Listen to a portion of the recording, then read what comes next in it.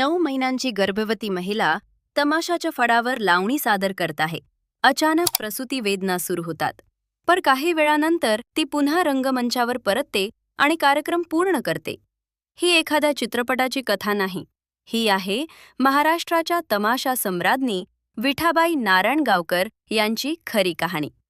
नमस्कार मित्रांनो, मी अश्विनी आणि तुम्ही पाहत आहात व्हिडिओ आत्ताचा.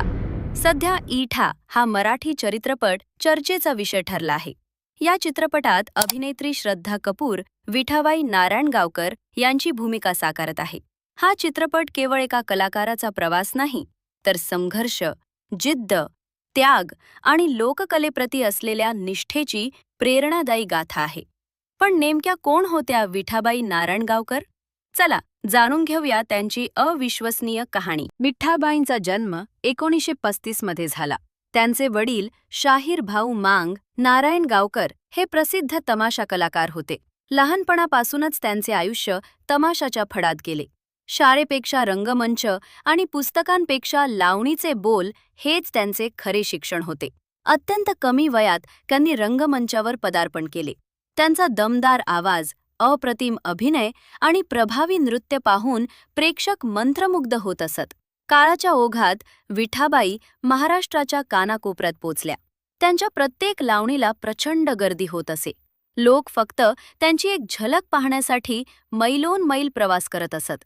त्यांच्या लोकप्रियतेमुळे त्यांना तमाशा सम्राज्ञी हा किताब मिळाला.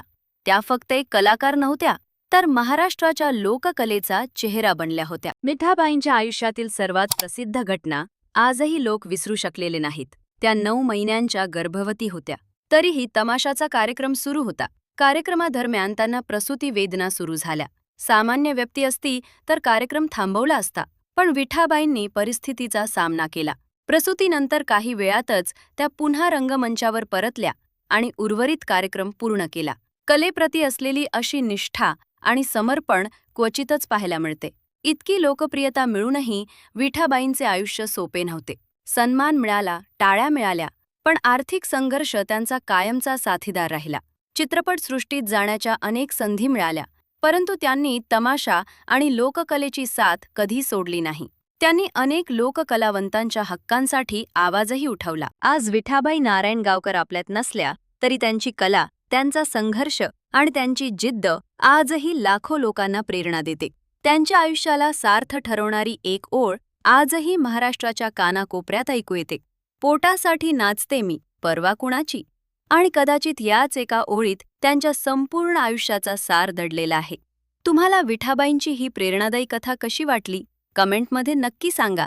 व्हिडिओ आवडला असेल तर लाईक करा, शेअर करा आणि विषय आत्ताचा चॅनलला सबस्क्राईब करायला विसरू नका.